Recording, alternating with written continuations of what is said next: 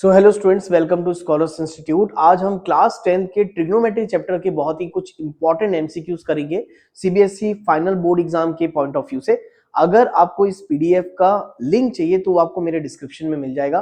तो बिना देर किए चलो स्टार्ट करते हैं। चलो देखो बेटा, क्वेश्चन नंबर 1 क्या दिया है।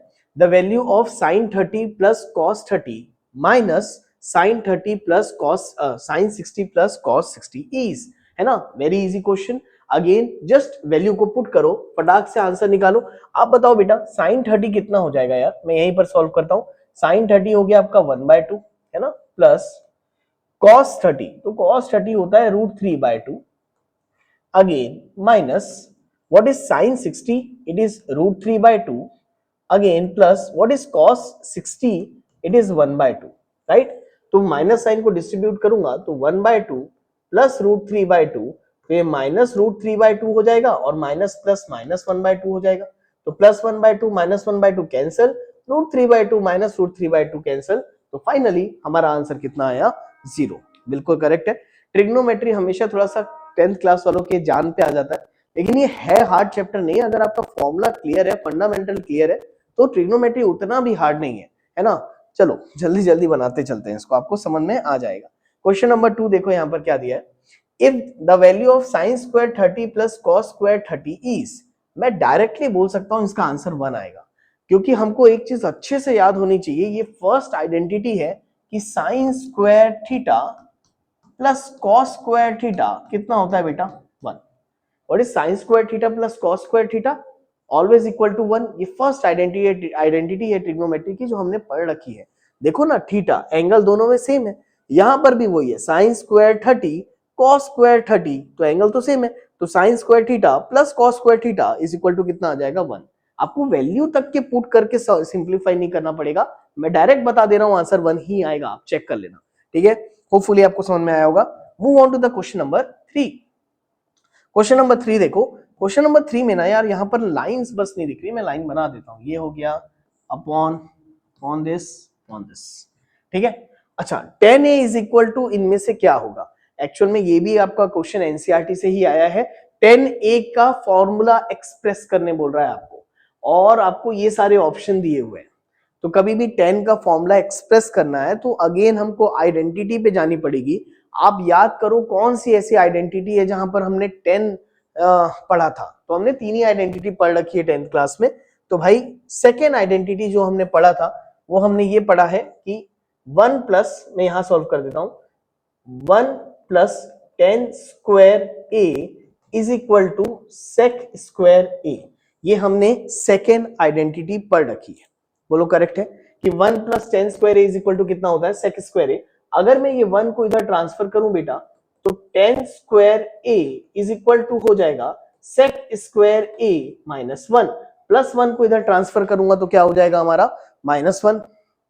और एक बार ये इधर ये चला गया तो तुम बताओ क्या ये स्क्वायर को इधर जाके स्क्वायर रूट कर सकता हूं मैं। तो 10a आ जाएगा under root of sec square A minus 1। कितना आ गया, 10a under root of sec square A minus 1। लेकिन यहां पर आप देखो किस फॉर्म में दिया है भाई फॉर्मूला। ये तो कॉस साइन है ना, cos upon under root of ये, sec upon under root of ये अपॉन 1 अपॉन। तो फिलहाल में इस फॉर्म में आंसर आपको यहाँ पर दिया नहीं हुआ है, तो कहीं ना कहीं कोई दूसरा अप्रोच यूज करना पड़ेगा इसको बनाने के लिए। अब दूसरा अप्रोच क्या यूज कर सकते हैं, थोड़ा सा समझो इसको, है ना। अब यार एक बात बताओ, देखो ये सेक है ना, ये सेक स्क्वायर है। तुम मुझे बताओ क्या सेक को मैं यहां पर 10a इज इक्वल टू, क्योंकि ये एग्जैक्ट फॉर्म में आंसर मिला नहीं ना मुझे, 10 का फॉर्मूला तो मिल गया लेकिन एग्जैक्ट उस फॉर्म में आंसर है नहीं। तो हम एक काम करते हैं ना, सेक को ना 1 अपॉन कॉस लिख देता हूं मैं। तो यहां पर हो जाएगा ये सेक स्क्वायर ए की जगह क्या 1 अपॉन कॉस स्क्वायर ए लिख सकते हैं। हमको मालूम है ना, सेक का रेसिप्रोकल कॉस होता है -1।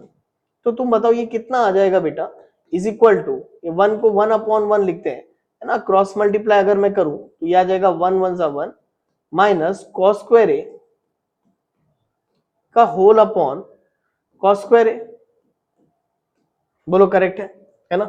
ये भी एक फॉर्मूला बन सकता है यहां पर। तो यहां पर अगर मैं देखूं तो बताओ 1 माइनस कॉस स्क्वायर ए कितना हो जाएगा। अच्छा,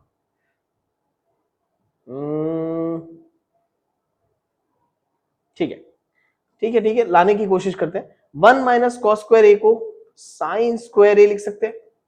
1 माइनस कॉस स्क्वायर ए को क्या हम साइन स्क्वायर ए लिख सकते हैं? बिल्कुल लिख सकते हैं। अपॉन ये कॉस स्क्वायर ए को 1 माइनस साइन स्क्वायर ए लिख देता हूं। बोलो करेक्ट है? क्यों ऐसा कर रहे हैं? बस कर रहे हैं, अभी देखो फिलहाल।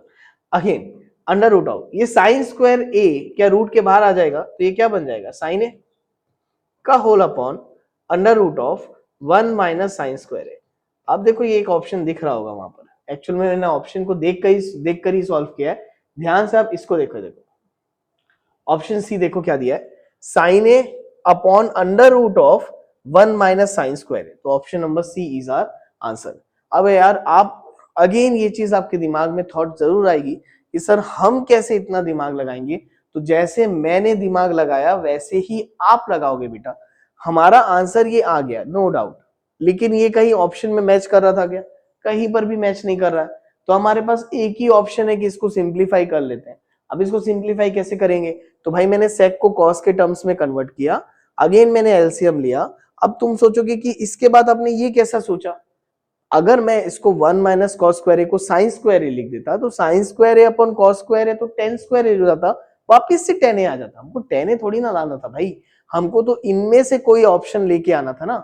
तो इस स्टेप के बाद ना मैं एक नजर ऑप्शन को देख लिया कि भाई कोई ऑप्शन में ऊपर ऐसा, क्योंकि 1 माइनस कॉस स्क्वायर ए साइन स्क्वायर ए होता, तो मैं ऊपर देख लिया कहीं साइन ए है क्या, तो मुझे यहां दिखा। तो डेट इज वाई मैंने क्या किया, फटाक से दिमाग लगाया, 1 माइनस कॉस स्क्वायर ए को साइन स्क्वायर ए लिख लिया। उसके बाद ये जो कॉस स्क्वायर है ना, इसको मैंने प्यार से 1 माइनस साइन स्क्वायर ए लिखा। अब ये भी क्यों लिखा? क्योंकि यहां देखो 1 माइनस साइन स्क्वायर ए लिखा हुआ है। बोलो क्लियर है? इस टाइप से कभी कभी एट अ टाइम ऑप्शन को देख करके हमको दिमाग लगाना पड़ता है।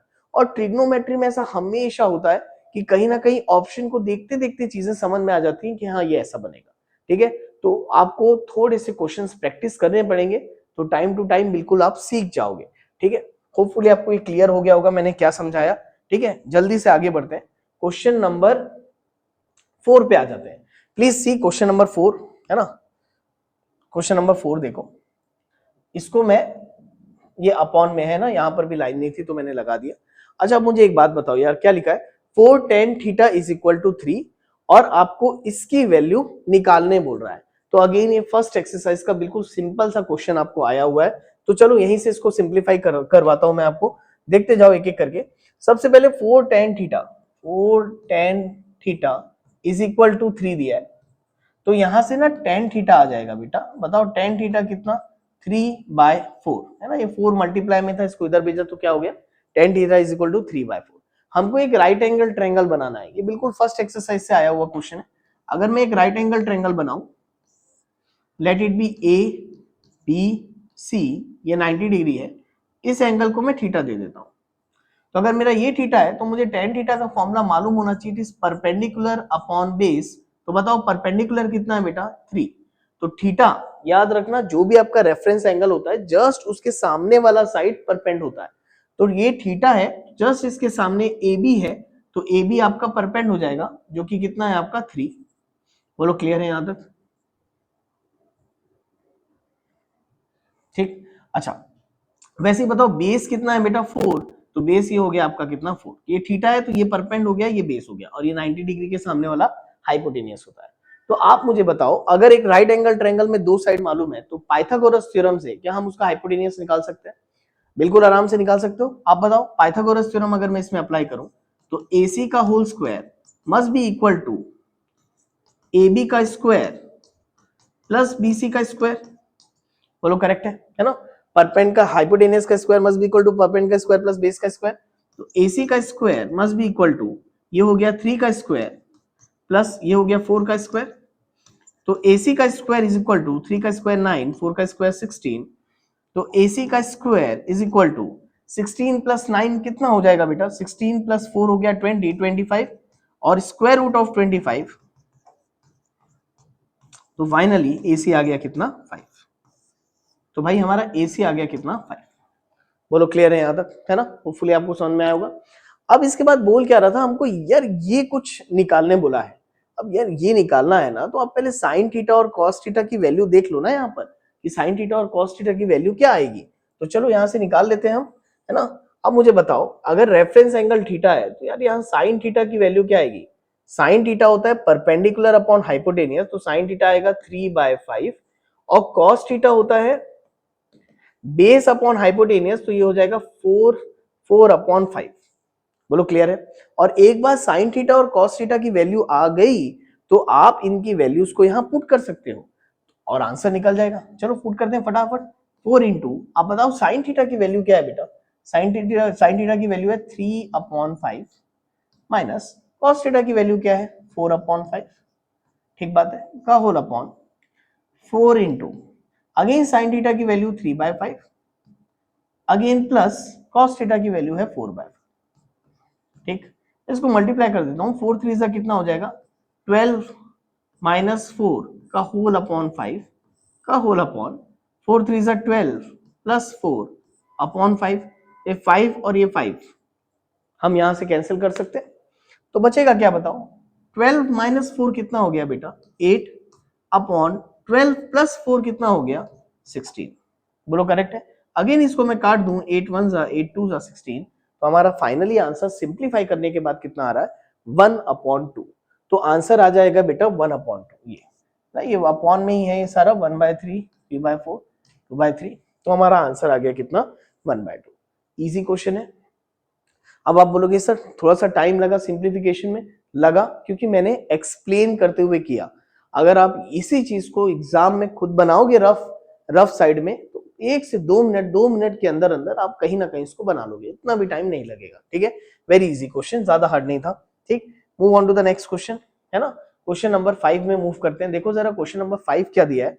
साइन ए की वैल्यू दी है आपको 1/2, then the value of cot A. Cot A की वैल्यू क्या आएगी ये पूछा हुआ है ना। 1/√3 है, √3/2 है और 1 है। तो यार देखो, अब इस पर्टिकुलर क्वेश्चन में वापस से ये perpend upon hypotenuse right angle triangle वगैरह कुछ बनाने की जरूरत नहीं है, थोड़ा सा लॉजिक लगाओ। आपको साइन ए दिया है 1/2 बेटा, देखो साइन ए दिया है 1/2, तो हमको अच्छी तरीके से मालूम है कि sine A is equal to ये 1/2 साइन 30 डिग्री होता है। ये आपको याद रहनी चाहिए बिल्कुल अच्छे से। तो जितने अच्छे से वैल्यूज याद रहेंगी, दिमाग उतना अच्छा काम करेगा एग्जाम में। तो हमको ये मालूम होता है कि 1/2 कितना होता है साइन 30। अब अगर मैं इन दोनों को आजू बाजू कंपेयर करूं ना, तो सीधा सीधा मैं बोल सकता हूं कि एंगल ए कितना आ जाएगा आपका 30 डिग्री। बोलो करेक्ट है। तो एंगल ए निकल गया। तो निकालना क्या था हमको, कॉट ए ना। तो कॉट ए का मतलब अब तो मैं डायरेक्ट बोल सकता हूं मुझे कॉट 30 डिग्री पूछ रहा है वो, सीधा सीधा। बोलो करेक्ट है। तो कॉट 30 डिग्री कितना होता है, तो भाई tan 30 डिग्री आपको हमेशा याद होता है 1/√3, तो उसका रेसिप्रोकल कर दो। tan 30 अगर 1/√3 है तो cot 30 कितना हो जाएगा बेटा √3/1, इट इज √3/1। आप देखो आंसर कौन सा आएगा, √3/1 का मतलब √3, ऑप्शन नंबर ए। बोलो क्लियर है। Again very easy question. चलो please move on to the question number 6। If 3 cot theta is equal to 2, then the value of tan theta is. Again ये बिल्कुल सेम उसी टाइप का question जो right angle triangle बना करके मैंने अभी सॉल्व करके दिया आपको। आपको वीडियो को पॉज करके बिल्कुल इस क्वेश्चन को बना करके देखना चाहिए। ठीक है, चलो देखो क्या दिया हुआ है यहाँ पर। 3 cot theta is equal to 2, फटाक से सॉल्व करते हैं। 3 cot theta is equal to 2, तो यार मुझे बताओ cot थीटा कितना आ जाएगा।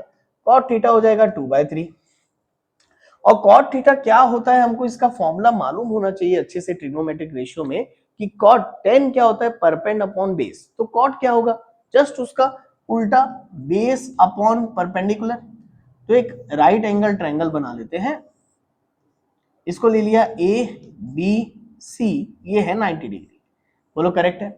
और इस एंगल को मैं फिलहाल थीटा मान लेता हूं, मेरा रेफरेंस एंगल है। तो यहां पर देखो बेस कितना है बेटा, रेफरेंस एंगल के सामने वाला परपेंड होता है 90 डिग्री के अपोजिट वाला हाइपोटेनियस होता है, ये बेस होता है। ये बिल्कुल अच्छे से हर एक को ये मालूम होना चाहिए। तो तुम बताओ बेस कितना है 2, तो ये 2 है। परपेंड कितना है 3, तो ये 3 है। अगेन हाइपोटेनियस निकल जाएगा। 3 का स्क्वायर कितना होता है 9, 2 का स्क्वायर कितना होता है 4, है ना।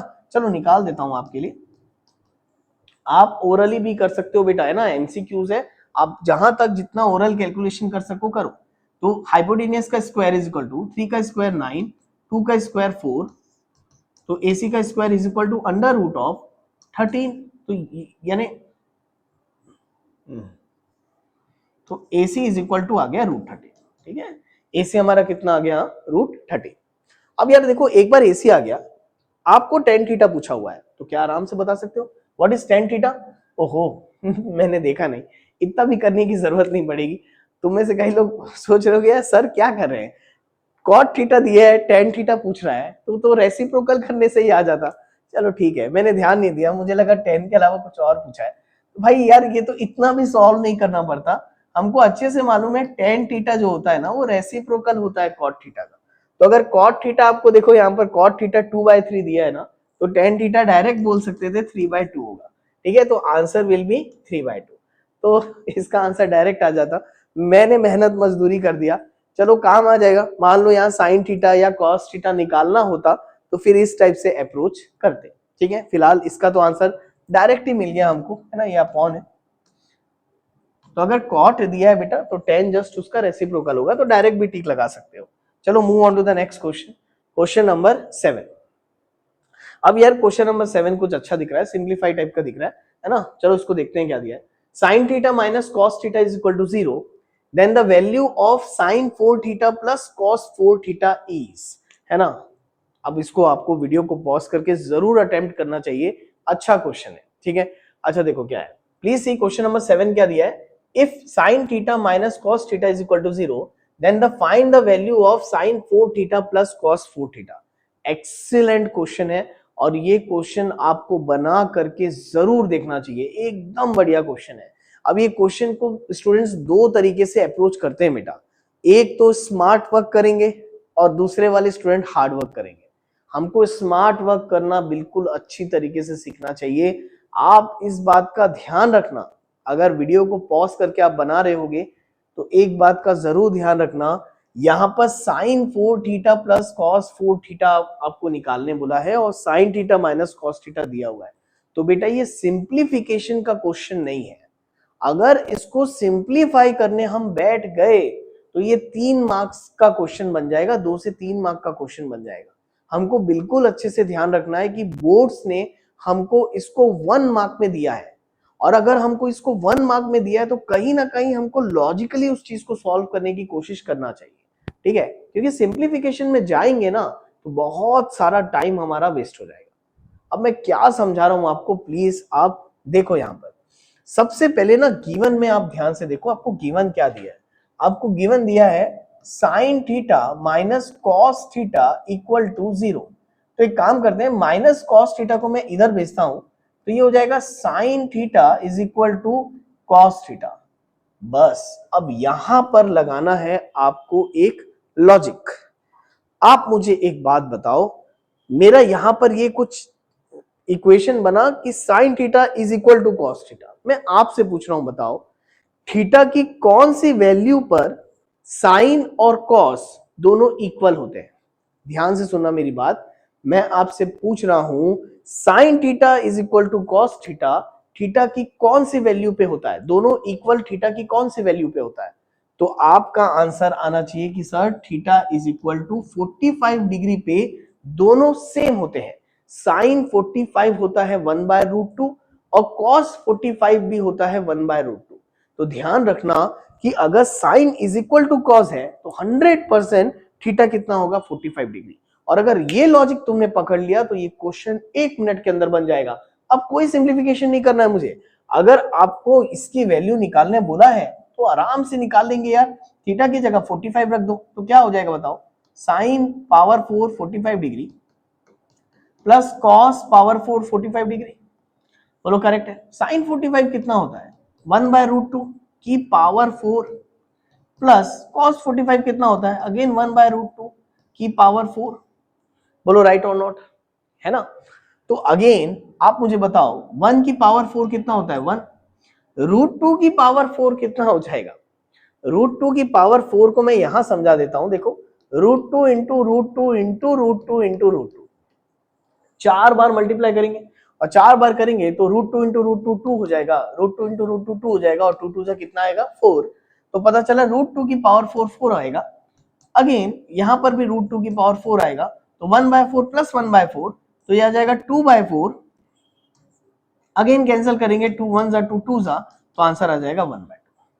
तो देखो कितने आसानी से मैंने आंसर निकाल लिया। आप मुझे कमेंट सेक्शन में जरूर लिख के बताना क्या आपने भी ऐसा सोचा था कि आपने सिंप्लीफिकेशन वाले मेथड से बनाया है और आपका नहीं बना है, ये ना ये मुझे चाहिए कमेंट सेक्शन में, ठीक है। अच्छा आप बताओ आंसर कितना आया हमारा 1/2। तो ऑप्शन नंबर क्या आ रहा है, सी। देखो यहाँ ऑप्शन है 3/4, 1/2 और 1/4, तो ऑप्शन आएगा हमारा कितना, सी। वेरी गुड क्वेश्चन, ट्रिग्नोमेट्री का ये बहुत बेहतरीन क्वेश्चन है और इस टाइप के क्वेश्चन बोर्ड्स पूछता है जानबूझ के, ठीक है। तो अगर आपने ये लॉजिक देख लिया ना, एग्जाम में अगर ये क्वेश्चन आता है, इस टाइप का कुछ क्वेश्चन आता है, तो डेफिनेटली आप बना लोगे। चलो देखो क्वेश्चन नंबर 8 देखो क्या दिया है, द वैल्यू ऑफ, ना मैं इसको यहां लिख देता हूं, ये है tan 30 डिग्री अपॉन ये cot 60 degree.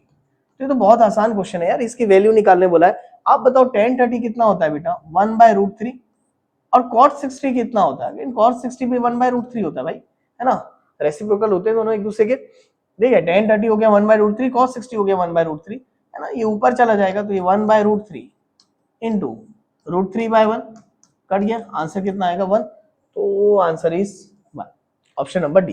Very easy question, जल्दी से आगे बढ़ते हैं। क्वेश्चन नंबर 9 देखो क्या दिया है, given that sin alpha is equal to 1/2, cos beta is equal to 1/2, then alpha plus beta is equal to, again वही क्वेश्चन, लॉजिक बैठा हुआ लॉजिक, है ना।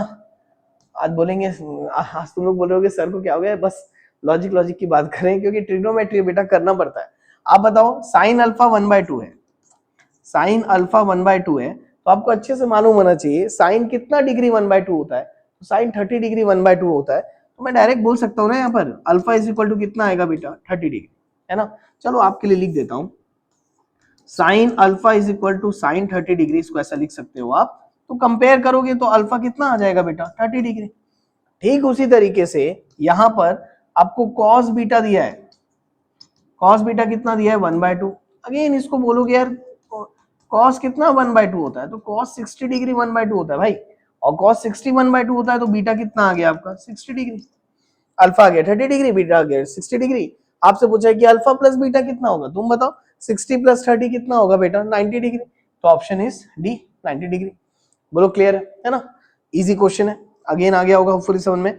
Now please see question number 10, देखो तो क्वेश्चन नंबर 10 क्या दिया बेटा, if cosec a minus cot a is equal to 4/5 then cosec a is equal to, again बहुत ही बढ़िया क्वेश्चन है ये, आपको इसको ट्राई करना चाहिए। अब देखो यार ये क्वेश्चन थोड़ा सा अच्छा है, मैं ये तो नहीं बोलूंगा कि ये बहुत इजी है, लेकिन ये अच्छा है, हार्ड क्वेश्चन की कैटेगरी में आप इसको डाल सकते हो, लेकिन आपको इसको एक अटेम्प्ट करना चाहिए, है ना।